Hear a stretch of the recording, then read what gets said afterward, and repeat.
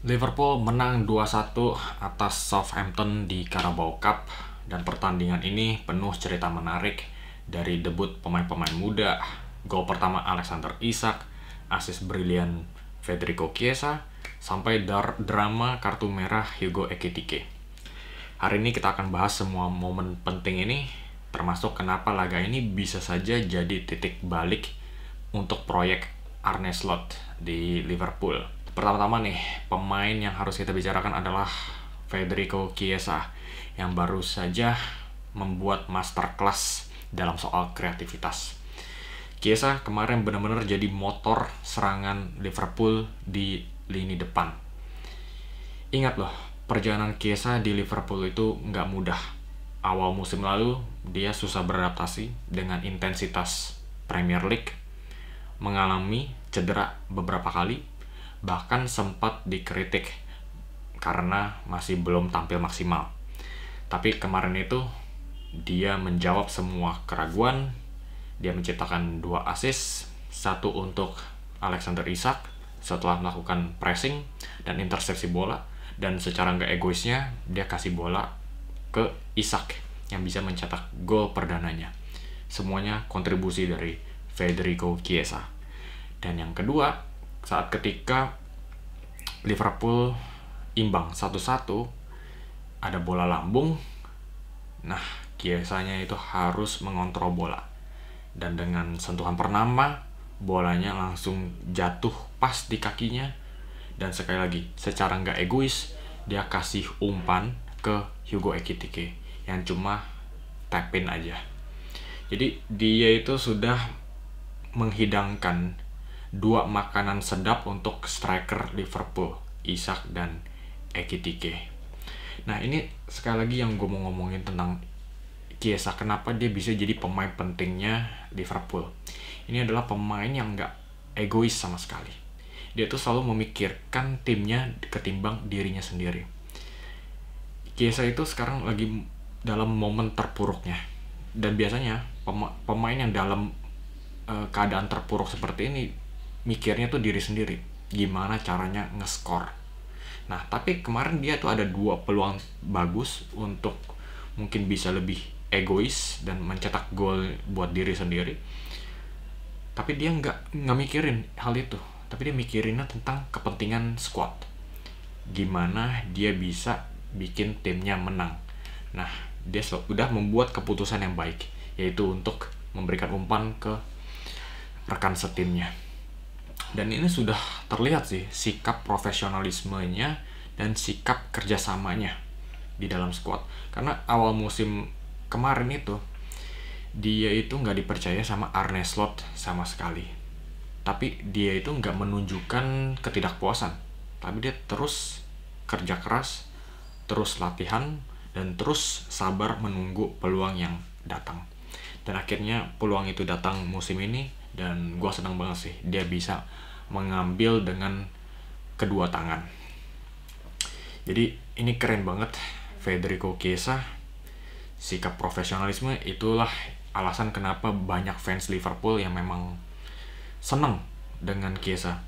Karena walaupun dia lagi dicadangin, dia itu selalu bermain dengan senyum yang besar. Dan gak cuma itu nih, sekarang dengan formnya Chiesa yang lagi naik ini menambahkan opsi skuadnya Liverpool. Karena dia itu bisa bermain di sayap kiri dan bermain di sayap kanan. Mohamed Salah nanti bakal pergi ke AFCON. Nah, ini adalah lubang besar Liverpool. Nah, kalau Arne Slot bisa memanajemen si Chiesa ini supaya dia tuh berada di level yang baik, nah ketika Salah cabut, nah Chiesa bisa mengisi posisi sayap kanan. Dan ada kemungkinan juga nih sayap kiri bisa diisikan oleh Chiesa mulai dari Crystal Palace minggu ini, karena Cody Gakpo juga mainnya lagi nggak bagus. Jadi dengan adanya Chiesa, sekarang Liverpool ada tambahan opsi squad. Nggak cuma di Premier League nih, tapi juga di Champions League. Soalnya si Giovanni Leoni yang kemarin dikabarkan kena ACL itu harus dikeluarkan dari squad UCL, dan Chiesa yang akan dimasukkan kembali. Dan cerita kedua yang harus kita bicarakan adalah Alexander Isak mencetak gol pertamanya di Anfield. Berkat asisnya Federico Chiesa, inilah ketajamannya Isak. Dia itu terima bola, dia itu nggak pegang bola terlalu lama, dan hanya dengan 2 sentuhan bola langsung masuk ke gawangnya Southampton. Itulah klinisnya Alexander Isak. Dan juga kita harus bicarakan posisi atau antisipasi yang baik. Striker yang baik itu bukan cuma punya tembakan yang bagus, tapi dia itu juga harus mengantisipasi peluangnya itu kapan bakal datang. Dan kemarin itu dia melihat nih, Chiesa intersepsinya ada kemungkinan terjadi. Soalnya memang nggak selalu berhasil di intersepsi, tapi kalau itu berhasil, nah Isak harus berada di posisi yang tepat. Jadi dia itu bisa langsung nge-score. Begitu loh ceritanya. Jadi Isak posisinya udah tepat banget kemarin itu. Memang golnya itu bukan hasil gerakan spektakuler atau dribble panjang, tapi dia sudah menunjukkan insting yang sangat tajam di dalam kotak penalti. Gol pertamanya untuk Liverpool ini pastinya akan menaikkan kepercayaan dirinya, baik untuk dia sendiri maupun untuk supporter, karena dia itu sudah membayar sebagian harapan besar.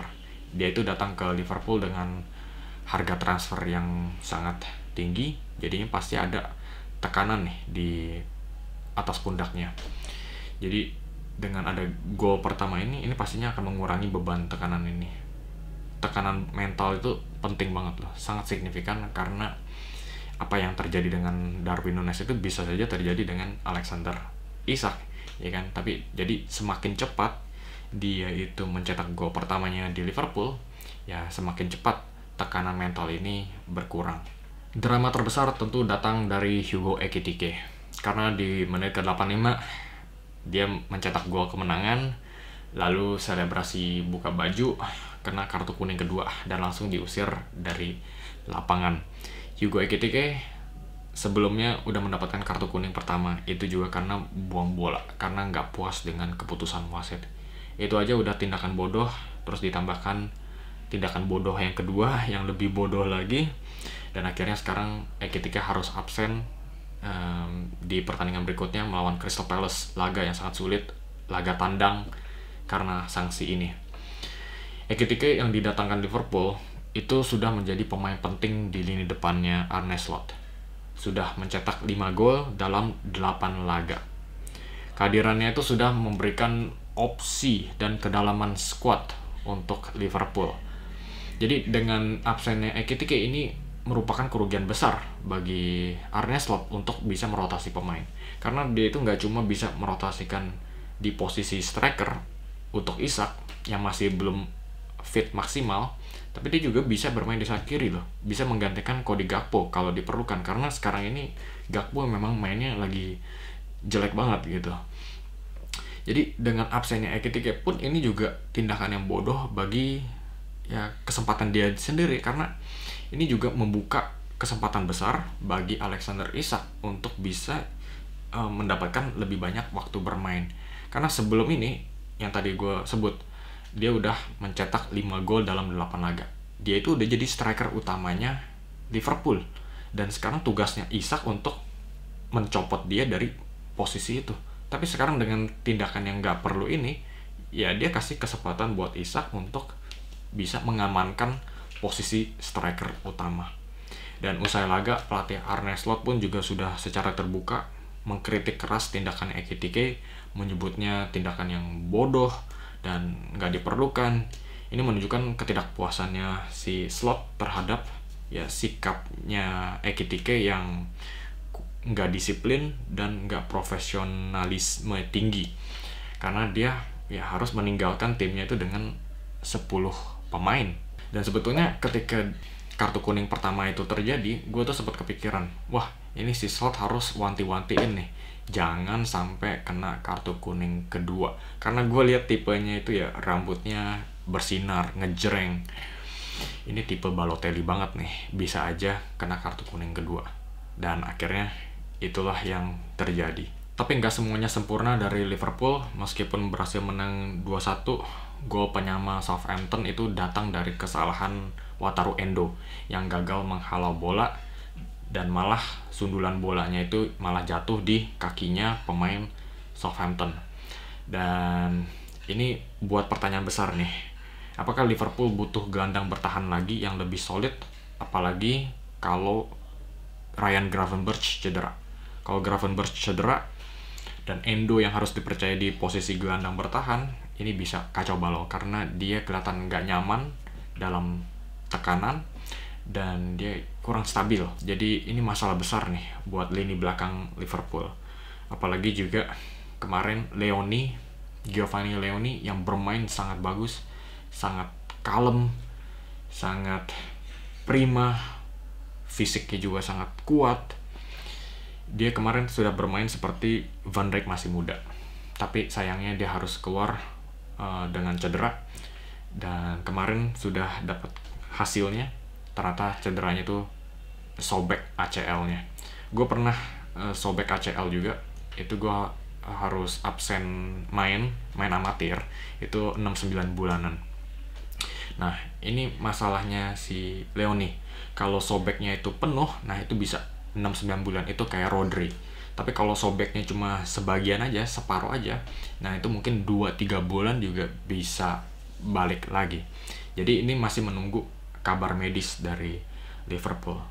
Tapi yang pasti sekarang dengan absennya Leoni, ini ada masalah yang cukup kritis nih di lini belakang Liverpool, karena menyisakan 3 back tengah aja, dan 2 back tengahnya itu juga rentan cedera, Konate dan Gomez. Sungguh memprihatinkan tanpa Leoni.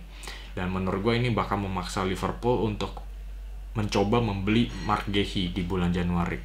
Dan pasti harganya itu juga udah jatuh dari 35 juta yang kemarin dinegosiasikan. Karena ya sekarang pilihannya Crystal Palace antara jual Guéhi dengan harga murah di Januari atau lepas dia secara gratis di Juli depan. Jadi menurut gue ini Liverpool terpaksa beli Guéhi, nggak bisa cari murmer aja. Dan juga ada pilihan terakhir, karena ya beli Guéhi pun juga harus menunggu sampai Januari. Jadi sampai bulan Januari menurut gue Liverpool itu harus mempertimbangkan untuk mencari free agent yang ada. Karena gini, free agent memang bukan pilihan ideal buat Liverpool, tapi untuk menambalkan lubang itu menurut gue lumayan signifikan, karena Liverpool itu juga memang mayoritas bakal mendominasi pertandingan, lebih jarang bertahan. Jadi ada seseorang center back yang memang bukan prima-prima banget, tapi cukup untuk menambal pertahanan yang bisa menghalau bola, menyundul bola, intersepsi. Itu udah cukup bagus menurut gua. Oke guys, jadi sekian kabar terbaru dari Liverpool 2-1 Southampton. Sekarang mereka harus menghadapi Crystal Palace di ronde berikutnya. Ini momok yang cukup menakutkan bagi Liverpool, karena di Community Shield juga Liverpool kalah dari Crystal Palace. Jadi seperti biasa, like, subscribe, dan kasih komentar di bawah. Sampai jumpa di video berikutnya.